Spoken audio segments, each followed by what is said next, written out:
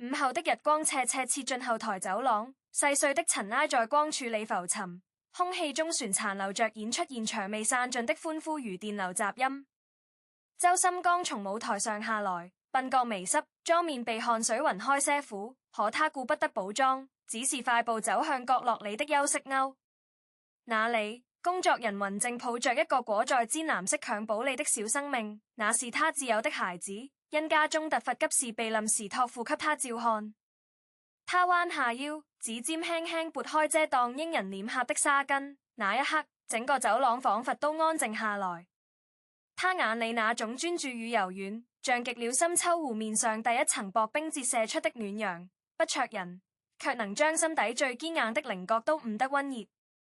他小心翼翼地接過孩子，雙臂形成一個穩固而溫柔的弧度，指尖托住後頸的力度精準得如同校對音準，生怕多一分倍驚擾，少一分倍不安。那個在舞台上能用嗓音劈開山海的人，此刻卻被一個不足10斤的小生命馴服得連呼吸都放輕了。他低頭凝視着懷中皺巴巴卻含睡安然的小臉，嘴角不自覺向上揚起，那笑容裡沒有半點舞台上精心設計的弧度，完全是本能日出的，帶着些苦傻氣的歡喜。他輕輕晃動着身體，嘴裡哼起不知名的調子，不是任何一首他的作品，更像是母親哄睡時的呢喃，旋律簡單到近乎原始，卻讓旁邊幾個見慣大場面的工作人員瞬間公了眼眶。這一幕被偶然經過的助理用手機找拍下來，當照片在深夜被悄悄上傳到網絡時，誰都沒想到，這枚安靜的溫柔炸彈會以怎樣的速度席捲整個社交平台。照片裡，周森穿着演出後沒來得及換下的黑色絲絨西裝，肩線上旋沾着舞台亮片，可那身本該精緻梳理的裝束，卻被他抱娃的姿態徹底瓦解了所有距離感。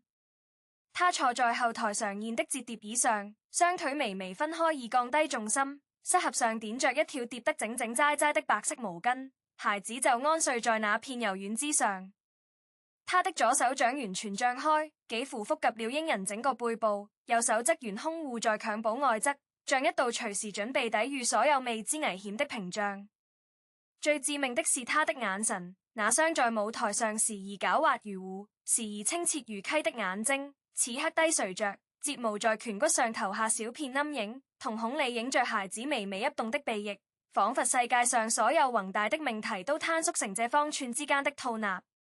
他的嘴唇微微一動，似乎在與熟睡的孩子進行某種魔聲對話，那畫面靜默得能聽見後台空調送風的嗡鳴，卻又棒得讓每個看見照片的人心頭地震。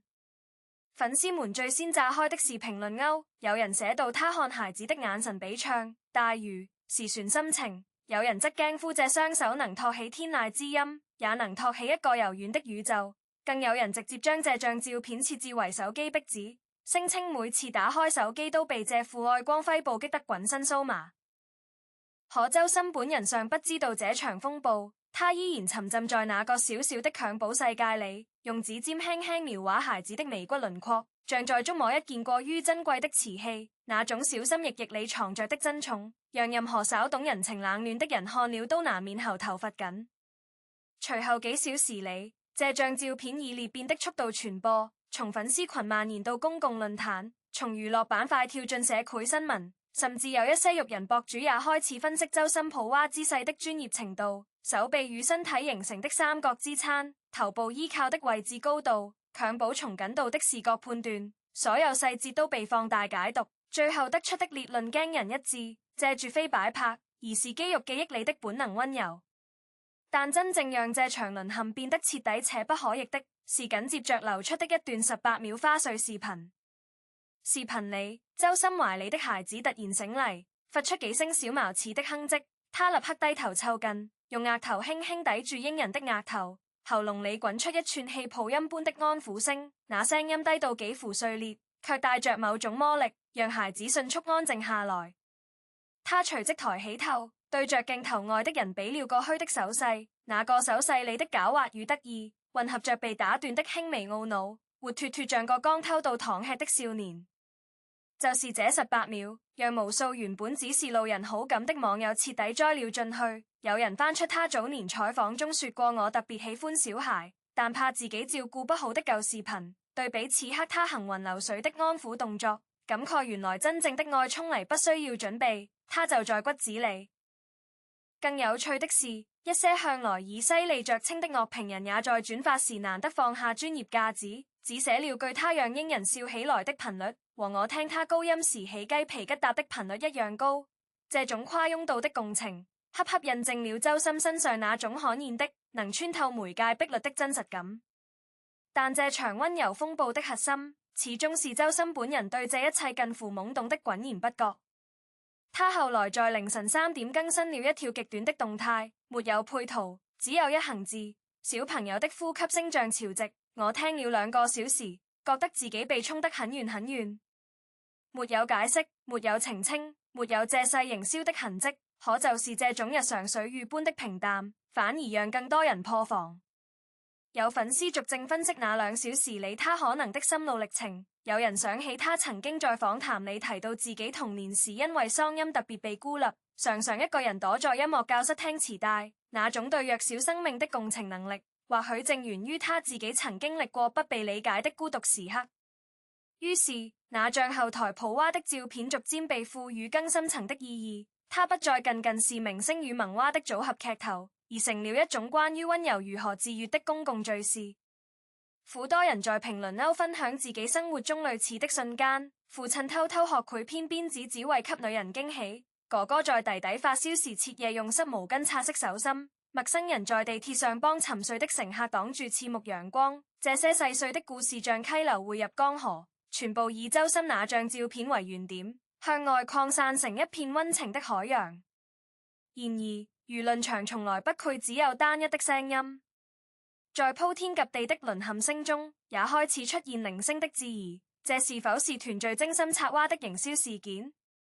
那個孩子到底是誰的？周深這樣頻繁曝光與英人的互動，愧不愧侵犯孩子的隱私權？甚至有人翻出他過往在綜藝裡與萌娃互動的片段進行對比，試圖論證每一次溫柔都帶着計算。這些聲音最初像投入湖面的石子，激起一圈圈不安的漣漪，但隨後發生的事情卻讓所有質疑者陷入了沉默。孩子真正的父母主動發聲了，那是一對普通的教師夫妻，他們在社交平台上寫道：深深是我們認識7年的朋友，那天我們因老家急事不得不將孩子託付給他半小時，他推掉了姜公宴，就那樣抱着孩子在後台等我們回來。我們趕到時，他正對着孩子背台詞，說以後要教他唱歌。我們站在門外忍了很久，哭到不敢進去。這段證詞像一把鑰匙，解鎖了照片背後更完整的敘事。原來那晚周深原本有品牌的姜公酒會，他讓助理推掉了所有應酬，就穿着那身嚟不及更換的演出服，在後台冷氣鍋燭的走廊裡守着一個與他沒有血緣關係的英人。工作人員回憶，期間他拒絕了3次補妝的提議，只因為怕粉底滲到寶寶臉上，甚至連手機都調成了徹底靜音，唯恐突然震動佢驚醒懷中安睡的小生命。這些細節被陸續拼湊出嚟後，那些關於營銷的取測便不攻自破，取而代之的是更沉重的感動。原來這世界上真的有人可以將溫柔修煉成一種不需排練的本能。當這股熱潮從線上蔓延至線下時，周深正在準備下一場巡演的彩排。他不知道的是，演出場館外已經有粉絲自發組織起溫柔接力活動，大家帶來自己手工編織的嬰兒毯，寫滿祝福的卡片，甚至有人用無線勾出迷你版的周深抱娃玩偶。這些物品被整齊擺放在場館外圍的欄杆上，形成一道綿延幾十米的彩色風景線。保安起初試圖勸阻，可當看到那些卡片上寫着替我家3個月大的寶寶謝謝深深叔叔，或者希望所有生命都能被如此溫柔以待時，他們默默後退了半步，讓這片自發形成的溫情紙鈎保留到了深夜。而場館內的周深站在空曠舞台中央，頭頂是數千盞帶亮的燈陣，他忽然停下來對音響師說：今天彩排最後一片，我想輕一點唱，像哄睡覺那樣。音響師鈴了鈴，隨即點頭。當那晚的彩排片段意外流出時，所有人都聽出他處理大魚副歌的方式變了，以往標誌性的磅高音被收窄成一道纖細的、幾乎貼着氣聲的線條，像海浪退去後留在沙灘上的最後一層水膜，亮但不刺目，長卻不拖沓。那種克制的美學，讓在場的工作人員集體起立鼓掌，而周深只是笑着扭扭後頸，說：抱着孩子待了2小時，好像突然懂了怎麼是該收的時候，絕不貪心。隨後幾天，關於這張照片的討論開始從情感層面沉澱到更嚴肅的文化維度。有心理學博主撰文分析周深抱娃引發的集體淪陷現象，指出其核心在於反差感與真實性的奇妙共振。一個以嗓音征服世界的歌手，卻在最簡單的人類互動中展現出毫無防備的弱勢；一個常年在聚光燈下被審視的公眾人物，卻在私人領域裏流露出未經修飾的原始溫柔。這種反差之所以動人，恰恰因為它撕破了娛樂圈精心擁護的完美人設幕布，露出底下帶着溫度的真實血肉。文章特別提到，周深在抱娃過程中所有細微的肢體語言、不自覺的搖晃頻率、低頭時脖子彎曲的角度、手指輕拍襁褓的節奏，都與嬰兒母親後來描述他抱了多久就搖了多久完全吻合。這種不計時間成本的投入，在效率至上的現代社會裏幾乎是一種奢侈的抵抗。另一篇來自育人專欄的評論則從科學角度切入，認為周深展現的袋鼠式護理姿態能有效穩定嬰兒心率與體溫，儘管他本人可能並不知曉這些專業理論，可身體的記憶往往比頭腦更誠實。那些他童年時期渴望卻未得到的悉心照料，在他成年後通過另一種形式傳遞了出來。這些深度解讀讓那張照片超越了娛樂新聞的範疇，變成一面映照當代人情感飢渴的鏡子。原來我們如此迫切地需要看到溫柔存活的確證，原來我們在堅硬的生活鎧甲之下，始終為這樣的畫面保留着一塊一觸即潰的柔軟地帶。而周深本人在這場風暴中的反應，又為整個事件增添了另一層令人心折的弧光。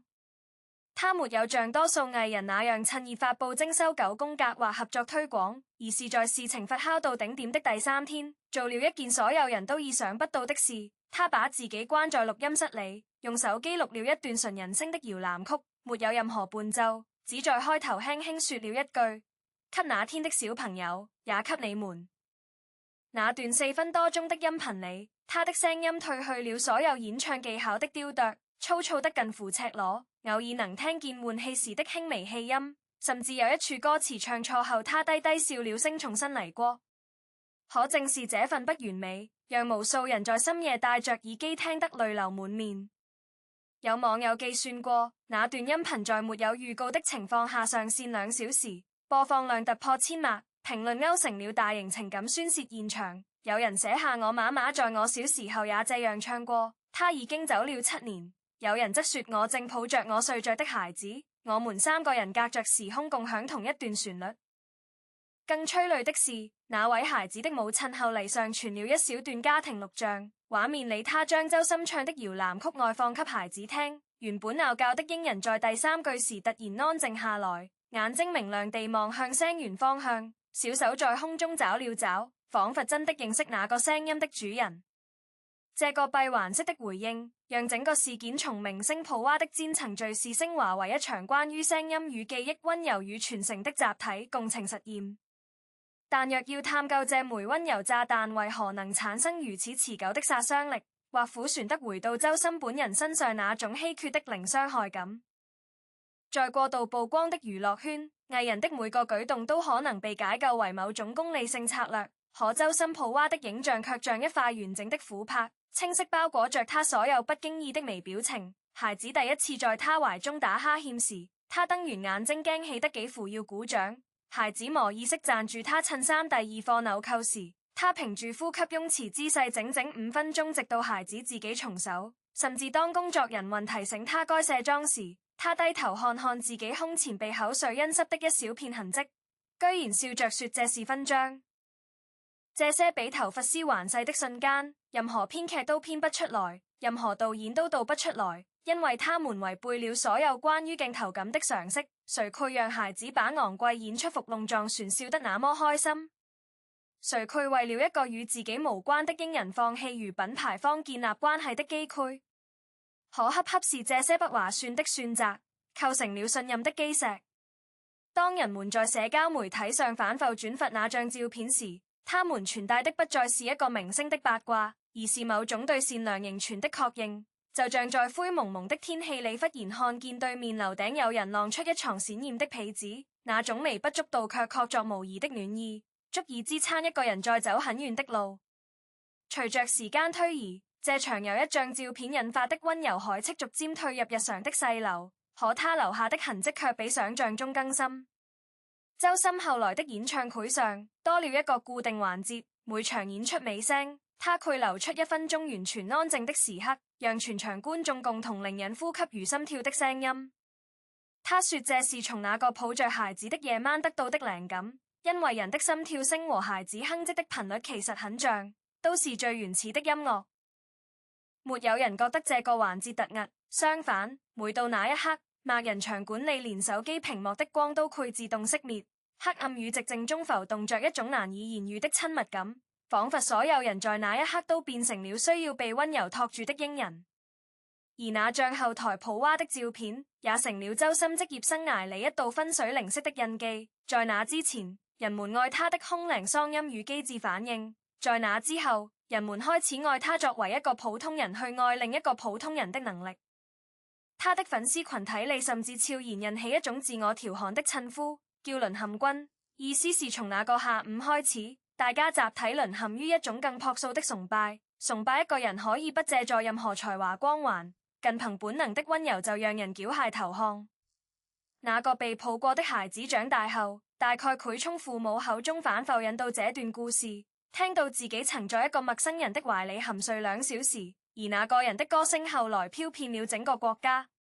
他會知道自己無意中成為了一場溫暖運動的核心，就像一顆石子投入湖面卻激起了整片湖水的漣漪。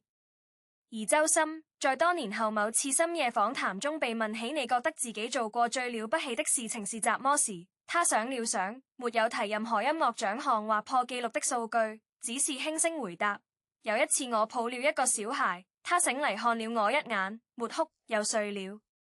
那2秒鐘，我覺得自己被完全信任了，那比任何掌聲都讓我覺得自己活着。話音落下，採訪間安靜了苦久，窗外的城市燈火明明滅滅，像無數雙被這句話輕輕觸碰過的眼睛，在各自的窗後微微發亮。